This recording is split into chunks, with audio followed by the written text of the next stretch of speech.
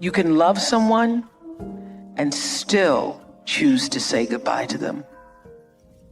You can miss a person every day and still be glad that they're no longer in your life.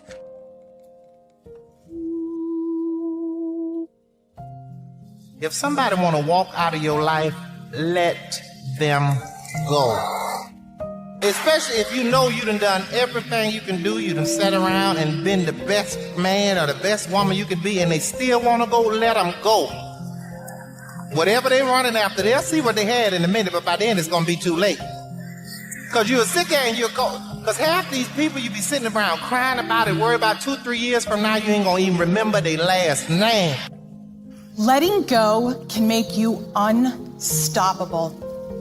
I know because I let go of a relationship and reclaimed my life. And I know that letting go can create the best of change for each and every one of you.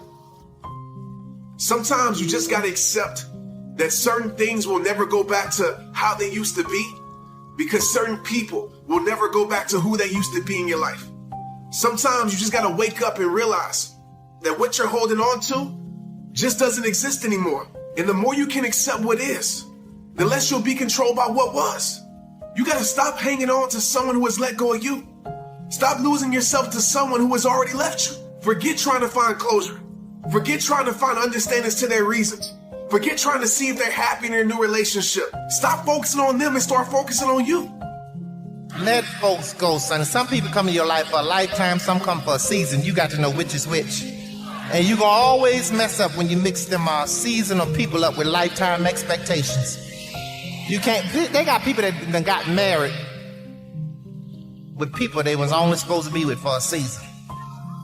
They done got married to people they only supposed to be with for a season and wonder why they're having so much hell in their life.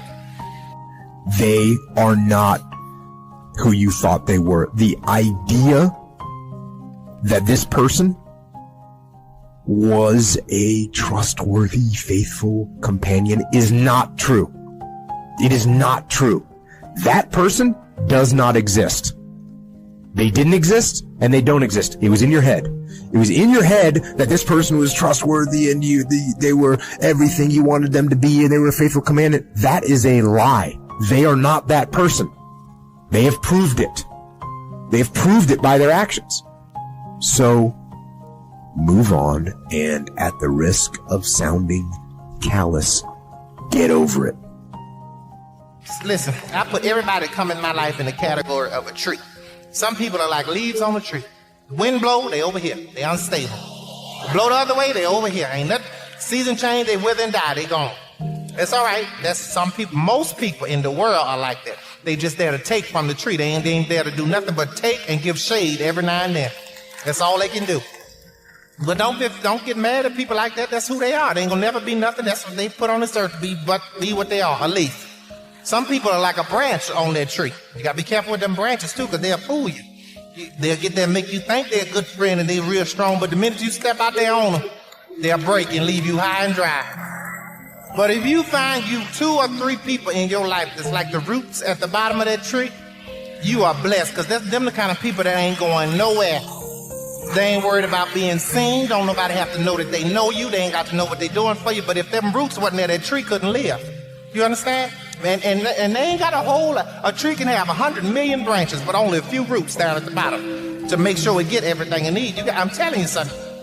When you get you some roots, hold on to them. But the rest of them, let it go. Just let it go. Let folks go. It's okay to be alone. So people get freaked out when they're alone. It's okay to be alone. It's okay. It's okay to be alone. There's no big deal. Enjoy it. Do something productive and build that trust up in yourself. Look back at the situation, learn from it. We do that. It's an post-operational debrief. Oh, you've put too much trust in somebody? Cool. They broke your heart? All right, roger that. Let's see. What were the steps? What should I have recognized? How many times did I say, well, they didn't call me, but it's probably just because their phone was out of battery. No. Once your phone runs out of battery once, okay, you don't let it happen again, right? So you start seeing those red flags, see the mistakes that you made. And then look for them next time around, because you deal with people all the time that they made mistakes the first run, They go back and they make the same mistakes the second run. They go back and make the same mistakes the third run. That's when you got to start blaming yourself on your situation. That's why I said you got to build a relationship with yourself. You got to learn yourself. You got to learn to trust yourself. When you get to a point in your life where you look at people and you go, okay, wait a minute, you or me, you will make a decision. Because when you telling folks to do something, and I never throw nobody away. I've never in my life just thrown nobody away. Just say, look, don't bother me no more. Don't talk to me. I've never done that. What I do is I tell you, say, look, this thing you doing right here, that's going to cause a problem. You need to fix that. Because if we're going to be friends, we're going to be cool, you got to fix that. And if you don't, we're going to have an issue. If you see somebody fix it or they even trying to fix it, that's somebody that care. Keep them people around. That's a leaf that's trying to grow up and be something else. You understand? But if you tell somebody that what you're doing is hurting me and I need you to stop it and they keep doing it, they don't care, move on, let them go. No matter how much it hurt, let them go. And it'll get easier, I promise you, every day it'll get easier and easier and easier, but you just got to make it through. You hear me, sonny? And see, you got to learn how to be by yourself, son. People have to learn how to be alone. I don't understand all these people, I need somebody. Lord, where's my man? Lord, where's my woman? That is crazy as hell. If you don't know how to be by yourself, what you going to do with somebody else? Moving on is less about what you're moving on to and more about what you're moving on from. Okay? It is less about what you're moving on to. Some of us, we stay stagnant. We settle for less. We stay in a situation that isn't good for our life. We stay in a job. We stay in a relationship. We stay in a friendship. We stay in a partnership that isn't good for our life because we don't know what we're going to move on to. We're so afraid to be alone. We're so afraid to go on that journey without, because a lot of us, that's all that we know. We've been codependent on that situation. For me, I was codependent on football. There's relationships in my past that I was codependent on, and I would rather settle for a little bit and settle for less than actually move on with my life. Some of us, we're so afraid to be alone. We're so afraid to go alone that we will stay stuck in a situation that we know isn't good for our life. So everybody type this in the chat right now so I know that you get it. Moving on is less about what you're moving on to and more about what you're moving on from. Why am I holding on to this? How is this serving me? And really think about the answer. Maybe it makes you feel validated. Maybe it makes you feel righteous. Or maybe taking on the pain is your way of recognizing the injustice so that even though it won't be made right, it can at least not be forgotten. Then I ask you, again, ask yourself, do you want to be right or do you want peace? Woo! This was huge for me. The unfortunate fact is that having both may not be possible. And also, you may never get your moment of righteousness, so why wait for it? Choose peace. What I know for sure is that in this world, time is a moving on, and it's our most valuable commodity. You can never get it back. So staying in that loop, playing it over and over in your head of hurt, only amplifies your pain. Let it go. Exhale, make room in your heart for something that is uplifting. Surround yourself with people who want the best for you. You have the ability to shift the DNA of your spirit and control how you perceive life. So why not lighten your load and let it go?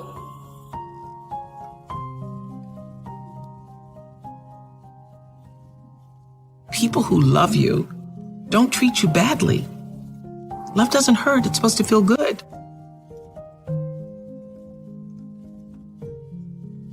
Ladies, take the blame off yourself. Men are really, really good at that. Making you think something wrong with you. Oh, real men don't really operate like that. But you got so many men out here from these broken homes. You got so many men out here that ain't had a father figure, that didn't tell them what real men really do. That real men buckle down. That real men meet a woman and put her on a pedestal and treat her like a queen. Real men get taught this. When you don't have a man that's been taught that, you're dealing with a man that don't have all the qualities of manhood. I just wanted to highlight that abuse is unacceptable, and I lived it for 10 years with my abuser, my then husband, and it's something that I felt very ashamed about. And when you're in an abusive relationship, you don't want anybody to know that. It's very embarrassing and you feel very riddled with shame and guilt. And when I left my abuser, I was wanting to speak about it loud and proud, like this is not okay. And I'm one of the lucky ones. I got out and it took me 10 years to find the courage to actually leave that behind. If you don't get the lesson, it's a benevolent universe. It will come back wearing a different pair of pants in a different form. It will show up again to see if you really got it. So what is the great lesson for us? I mean, it really is what Oprah's saying, which is that when you get a red flag or I say a caution, a yellow blinking light, don't let it go to red. Get it when it's yellow, when the caution is there, that's saying something doesn't feel right. Check in with your friends. Ask them what they think about who you're with. And I'll tell you something, we don't want to do that. We don't want to ask our friends. And I always say this, if you're living a life and having a relationship that you can't tell your friends about what's happening in your relationship, something's wrong. If you've got to keep the secret, something's wrong. It means because I don't want you to know that he's calling me a B. He doesn't really mean that. He only does that when he drinks too much. He's not really an alcoholic. That only is because he was stressed last week. Well, last week turns into every kind of day. So part of it is, again, gathering a community, and I call it a truth commission. I have a truth commission in my life. Folks who will tell me the truth even when I don't want to hear it. And we all need that. Yeah, I have it too. You know, we need somebody who will say, you know what, that is like not, I mean, I have you're it. out of your mind right now. If you've been in a relationship for 12 bad years, do you want to do 12 more? Stop collecting red flags. What y'all saving them for? Once you get so many red flags, y'all ought to sew them all together, tie them around your neck, and fly your ass out of there. Think of all the times you let a man treat you badly, or someone, your friends, walk all over you. How many times have you let hurtful words or criticism crush you? Well, I was one of those people who was raised not to have a lot of self-esteem. And I know anybody else who was physically violated as a child, as I was, got whippings every day. The lesson of a whipping, the lesson of being heavily disciplined with violence is that you're not worthy, that you're not good enough. And so it takes a long time to get a sense of self-worth and self-value. And so I was in my 20s doing what everybody in their 20s does and looking for love in all the wrong places and looking to be validated by somebody else's view of who I was and wanting them to say, I'm okay. Yes, you're okay. You're okay. And I've done some really embarrassing, ridiculous, crazy ass things over the years, holding onto the bumper of a Datsun Z like I could actually keep him from pulling off. And I remember one time he had left and slammed the door on my hand. And I had, just like a lot of women, had the barrier of, well, you can say anything to me, but you cannot hit me. You cannot hit me. He didn't hit me, but the door slammed on my hand. And I thought, well, that's coming close. That's coming very close. And I remember the door slamming on my hand, falling to the floor, and in front of me was a mirror.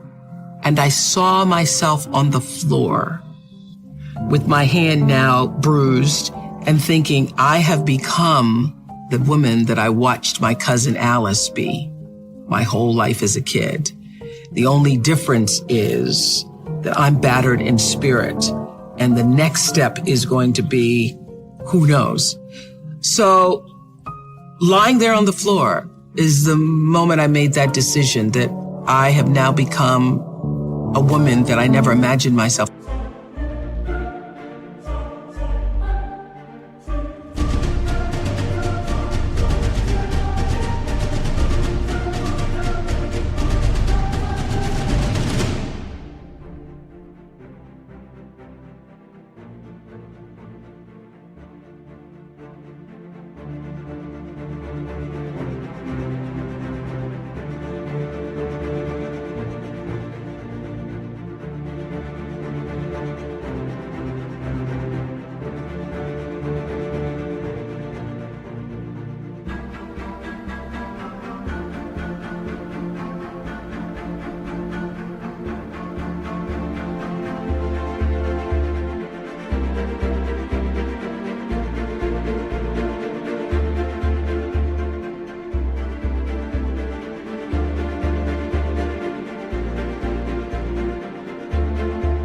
to be, and I got to figure out how to get myself out of this.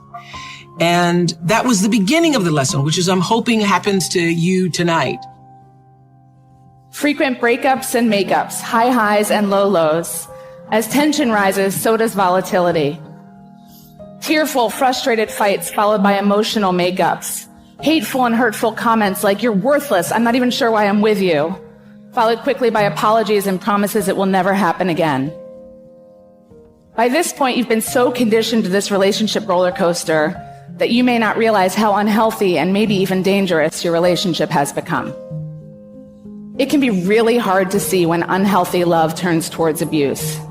But it's fair to say that the more of these markers your relationship might have, the more unhealthy and maybe dangerous your relationship could be. And if your instinct is to break up and leave, which is advice so many of us give our friends when they're in unhealthy relationships, that's not always the best advice. Time of breakup can be a real trigger for violence. If you fear you might be headed towards abuse or in abuse, you need to consult with experts to get the advice on how to leave safely. But it's not just about romantic relationships, and it's not just about violence. Understanding the signs of unhealthy love can help you audit and understand nearly every relationship in your life. For the first time, you might understand why you're disappointed in a friendship, or why every interaction with a certain family member leaves you discouraged and anxious. You might even begin to see how your own intensity and jealousy is causing problems with colleagues at work. Understanding is the first step to improving. And while you can't make every unhealthy relationship healthy, some you're going to have to leave behind. You can do your part every day to do relationships better. And here's the exciting news. It's actually not rocket science. Open communication, mutual respect, kindness, patience, we can practice these things every day. And while practice will definitely make you better, I have to promise you it's also not going to make you perfect. I do this for a living. Every day I think and talk about healthy relationships, and still I do unhealthy things. Just the other day, as I was trying to shuttle my 4 kids out the door amidst quarreling, squabbling, and complaints about breakfast, I completely lost it. With an intentionally angry edge, I screamed, "Everybody just shut up and do what I say. You are the worst. I'm going to take away screen time and dessert and anything else you could possibly ever enjoy in life." Anybody been there? Volatility, belittling. My oldest son turned around and looked at me and said, "Mom, that's not love." For a minute, I really wanted to kill him for calling me out, trust me. But then I gathered myself and I thought, you know what, I'm actually proud. I'm proud that he has a language to make me pause. I want all of my kids to understand what the bars should be for how they're treated, and to have a language and a voice to use when that bar is not met versus just accepting it. If you're going to be successful in life, you got to understand that there's a sense of urgency, that there are only 86,400 seconds in a day. And you got to not only operate in them, you got to do it quick. You got to do it fast. You got to do it in a hurry. Why? Because there's somebody else who's on the same track you on. Somebody else, they're on the same path that you on. It's somebody else just like you trying to do it. And sometimes they're working just as hard as you're working. They're putting in just as much sweat, just as much tears, just as much blood. But you just got to do it what? You got to do it faster than they do it. You got to do it quicker than they do it. You have greatness within you. You have the ability to do more than you can ever begin to imagine. See, I believe that anybody through observation and practice can perform at the level.